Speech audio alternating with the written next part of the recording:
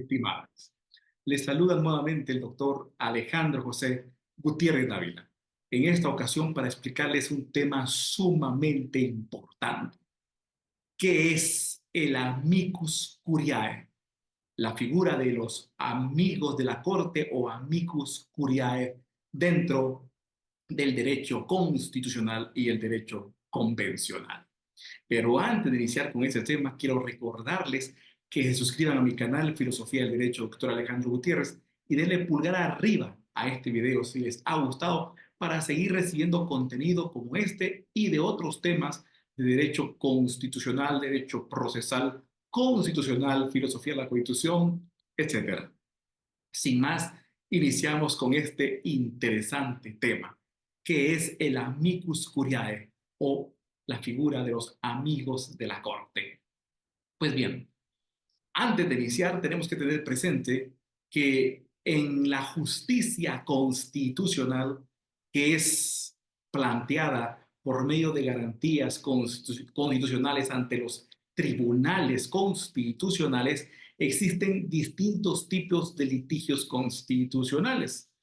que se van a ir desarrollando de acuerdo a las distintas pretensiones que prevén las garantías constitucionales como el amparo, la inconstitucionalidad de carácter general, etcétera.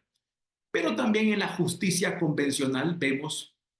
que van a existir litigios. En este caso, los litigios van a ser entre personas y los estados, entre personas particulares y los estados miembros, por ejemplo, del Sistema Interamericano de Derechos Humanos. En ese sentido, tengo que explicar en primer lugar qué es la justicia constitucional y qué es la justicia convencional. La justicia constitucional es aquella perpetua y constante voluntad de dar a cada quien y a cada cual su derecho constitucional, su derecho humano natural, consagrado y protegido por la Constitución Política de la República. Es decir, que la justicia constitucional va a ser la actividad que realizan los tribunales constitucionales para juzgar, examinar y calificar si las leyes del ordenamiento jurídico son acordes o no a los derechos humanos naturales fundamentales de la Constitución Política de la República. Y de no ser acordes a esos derechos naturales tendrán que ser o expulsadas o inaplicadas o utilizar un sentido interpretativo que sea más ad hoc a los derechos humanos naturales a fin de reconocerle y garantizarle sus derechos a los ciudadanos, a los habitantes del país. Eso es la justicia constitucional. Mientras que la justicia convencional es la actividad que posee especialmente la Corte Interamericana de Derechos Humanos, pero también los tribunales de justicia de cada uno de los Estados miembros del Sistema Interamericano de Derechos Humanos para verificar, calificar, juzgar y examinar si las leyes y las normas jurídicas son o no contrarias a los derechos humanos regulados en las convenciones internacionales y que están elevados a la categoría de derechos fundamentales de los Estados miembros del Sistema Interamericano de Derechos Humanos. Y de ser contrarias a los derechos humanos convencionales, tendrán que expulsarlas o inaplicarlas o buscar el sentido interpretativo que sea el más ad hoc a sus derechos humanos convencionales. Esa es la justicia convencional.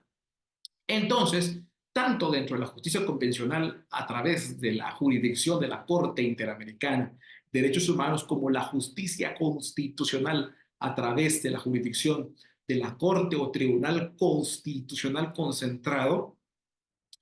existen una serie de garantías constitucionales que tienen que plantearse. En este caso, los procesos ante la Corte Interamericana de Derechos Humanos que van a ser planteados por personas particulares en contra de los Estados miembros que han vulnerado o violado derechos humanos convencionales.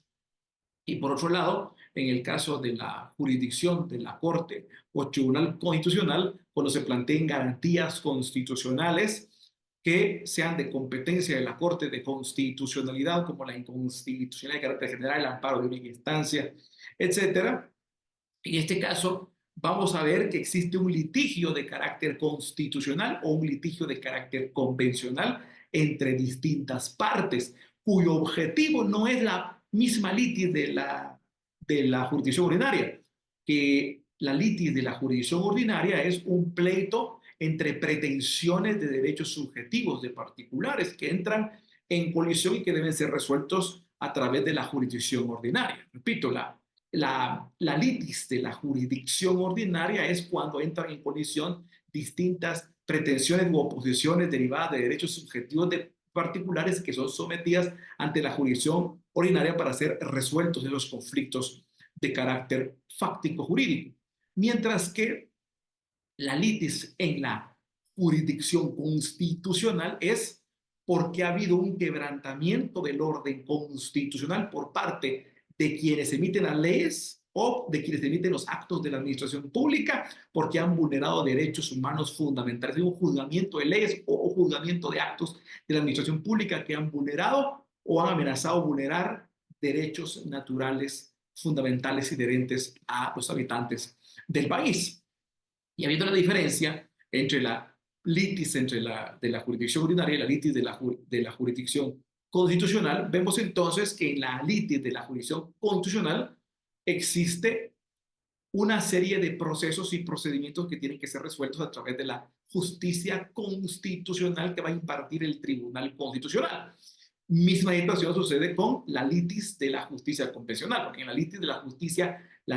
la justicia convencional es cuando se están juzgando leyes y actos muy importantes de autoridad que han atentado contra derechos humanos convencionales y que previo agotamiento de la justicia constitucional interna del Estado no se ha restaurado los derechos vulnerados y por lo tanto tienen que ser sometidos a la justicia convencional para ser resueltos por la Corte Interamericana de Derechos Humanos. Esa es la litis de la justicia de carácter convencional. Una vez establecido eso, entonces, que la litis, tanto de la justicia convencional o la litis de la justicia constitucional, tiene la competencia, o más bien dicho, la litis de la justicia constitucional y la litis de la justicia jurisdiccional activan la jurisdicción y la competencia de los tribunales constitucionales o de la Corte Interamericana de Derechos Humanos. En esos procesos surgen entonces procesos constitucionales o procesos convencionales. En esos procesos constitucionales y procesos convencionales, tanto la doctrina, la ciencia del derecho constitucional y del derecho convencional, la jurisprudencia de la Corte Interamericana de los Derechos Humanos y también la jurisprudencia del derecho constitucional comparado iberoamericano, ha permitido, regulado y sistematizado una figura muy importante que es el amicus curiae o los amigos de la Corte. Pero, ¿qué es el amicus curiae? Muy bien, una vez que hemos establecido que la litis de la justicia convencional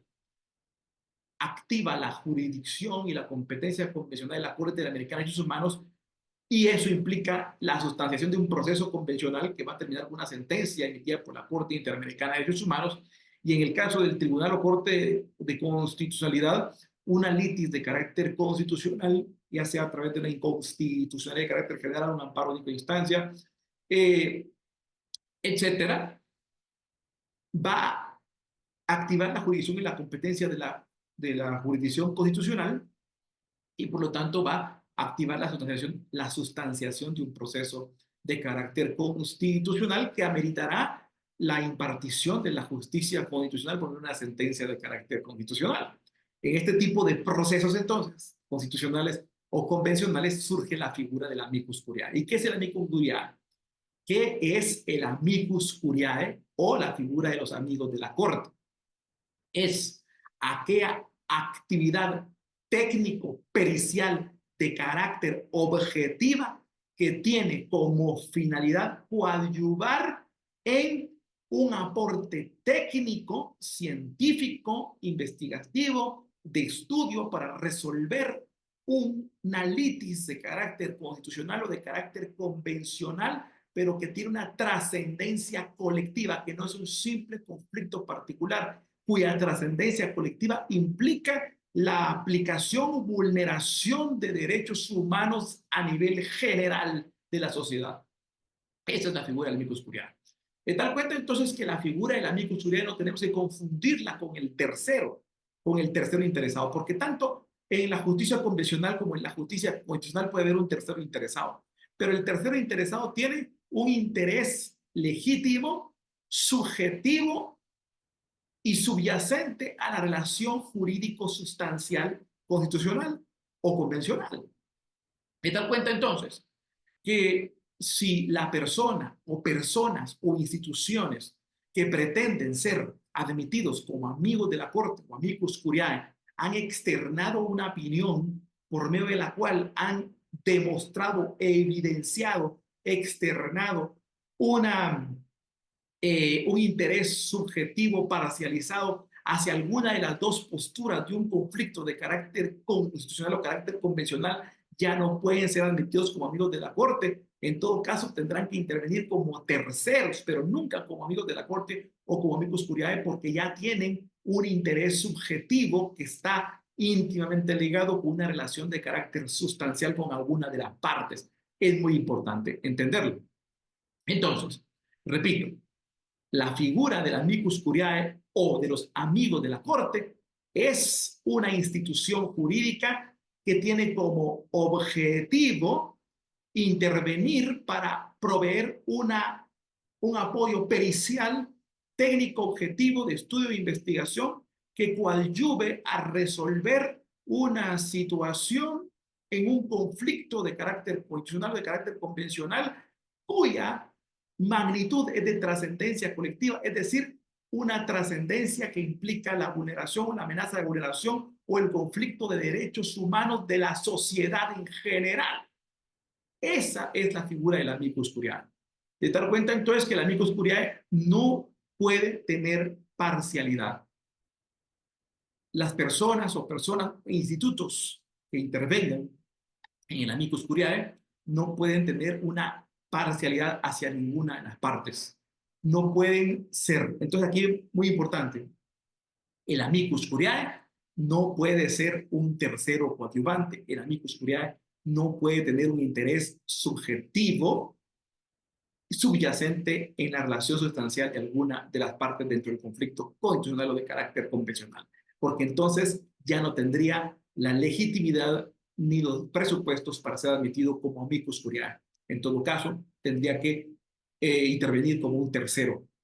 en el proceso, si es que la figura lo permite. Pero una vez establecida esta diferencia, entonces el amicus curiae tiene una figura objetiva. ¿Cuál es la naturaleza del amicus curiae? La naturaleza del amicus curiae es ser un perito, un,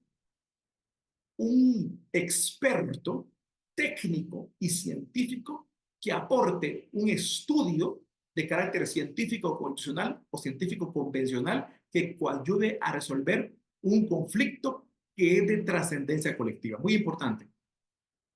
La jurisprudencia de la Corte Interamericana de Derechos Humanos y la jurisprudencia del derecho constitucional comparado iberoamericano y la ciencia del derecho constitucional ha establecido que la figura del amicus curiae o amigos de la Corte no puede intervenir en procesos de justicia constitucional o justicia convencional que tiene intereses particulares, que tiene efectos de conflicto o litigio entre particulares. Es decir, que los alcances del conflicto constitucional o el conflicto convencional son agravios particularizados hacia personas o grupos de personas. Eso lo estableció. Entonces, hay que tener claro esto. Muy importante. La jurisprudencia de la Corte Interamericana de Derechos Humanos y el derecho constitucional comparado iberoamericano ha establecido que la naturaleza del amicus curiae es de ser una actividad pericial, técnica y objetiva que coadyuve a proporcionar un estudio técnico, científico, objetivo e imparcial para coadyuvar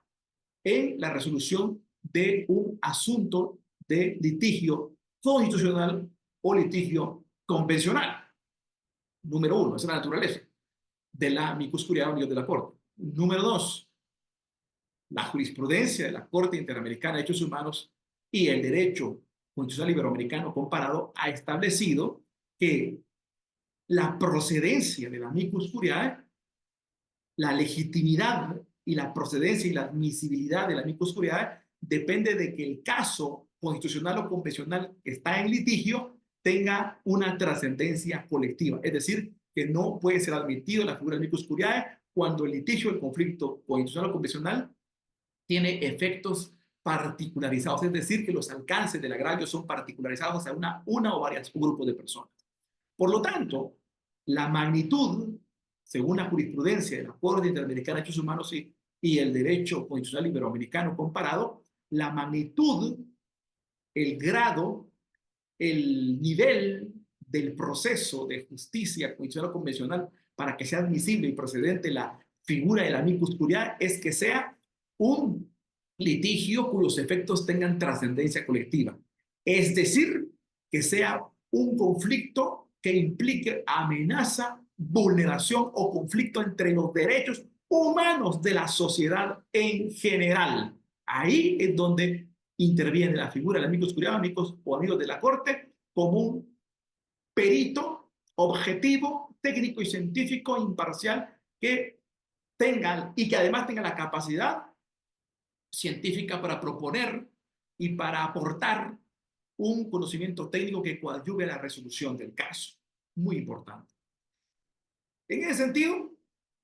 llegamos a un elemento muy importante. La admisibilidad y la legitimidad del amicus curiae solo procede en conflictos litigiosos, entre litigios constitucionales y litigios convencionales, entre controversias constitucionales y controversias convencionales, en las cuales entre en juego un conflicto de trascendencia colectiva, es decir, que haya una amenaza, una vulneración, un conflicto entre derechos humanos de la sociedad en general. Una vez establecido esto, viene otra pregunta. ¿Es admisible la figura del amicus curiae en una opinión consultiva? En el caso de la Corte Interamericana de Derechos Humanos, la jurisprudencia de la presidencia de la Corte Interamericana de Derechos Humanos ha permitido que se admita la figura del amicus curiae en la opinión consultiva ante la Corte Interamericana de Derechos Humanos por la naturaleza de la opinión consultiva en la Corte Interamericana de Derechos Humanos, porque la naturaleza de la opinión consultiva en la Corte Interamericana de Derechos Humanos es derivada de una controversia entre personas y Estado. Hay una controversia entre personas y Estado que es la naturaleza del tipo de litigio del sistema interamericano de derechos humanos, del sistema de litigio que se produce ante la Corte Interamericana de Derechos Humanos. Y por esa razón se permite entonces la figura del amicus curiae, amigos cómicos de la Corte, ante la figura de la opinión consultiva de la Corte Interamericana de Derechos Humanos, razón por la cual se ha implementado una audiencia de contradictorio en el trámite de la opinión consultiva de la Corte Interamericana de Derechos Humanos. ¿Por qué? Porque es claro que el amicus curiae solo procede en un proceso controversial, en un litigio controversial. De ahí su naturaleza pericial. ¿Por qué? Es un perito, es un experto técnico que va a aportar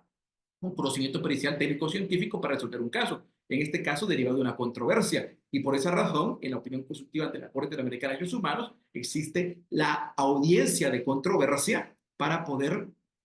admitir la figura del amicus curiae, porque siempre la opinión consultiva de la Corte Interamericana de Derechos Humanos proviene de la naturaleza de controversia entre personas y estados. En cambio, en la opinión consultiva que se produce ante tribunales constitucionales o ante la Corte de Constitucionalidad, poniendo el ejemplo del caso de la opinión consultiva regulada en la Ley de Amparo, Exhibición Personal y de Constitucionalidad de Guatemala, ante la Corte de Constitucionalidad, la opinión consultiva, por ser una facultad que tienen los tres organismos de Estado, el Procurador de Derechos Humanos y la Junta Directiva del Colegio de Abogados y Notarios de Guatemala, es una facultad por medio de la cual se le pregunta a la Corte de Constitucionalidad para que interprete una o varias normas por medio de una interpretación constitucional. De tal cuenta entonces que al no permitir la opinión consultiva por las partes, al no permitir la opinión consultiva mediante una legitimidad general de todas las personas, sino que únicamente los tres organismos de Estado, el Procurador de Derechos Humanos y la Junta Directiva del Colegio de Abogados tienen la legitimidad activa para poder pedir una opinión consultiva. El objetivo de esta es únicamente solicitar la interpretación constitucional de una o varias normas, de tal cuenta que no existe un litigio ni una controversia que amerite o que posibilite la actividad pericial de un técnico científico, como es el amicus curiae. Por eso es que la figura del amicus curiae o del amigo de la Corte no podría ser admisible dentro de una opinión consultiva ante la Corte de Constitucionalidad en Guatemala, derivado de la naturaleza de la opinión consultiva ante la Corte de Constitucionalidad en Guatemala, que es una naturaleza de carácter interpretativa y no de carácter litigioso controversial, sino únicamente es una naturaleza para solicitar la interpretación de carácter constitucional, lo cual no implica un litigio controversial litigioso de justicia constitucional entre partes, sino que lo que implica es simplemente una actividad competencial de interpretación constitucional, la cual es objetiva e independiente de cualquier tipo de litigio o controversia.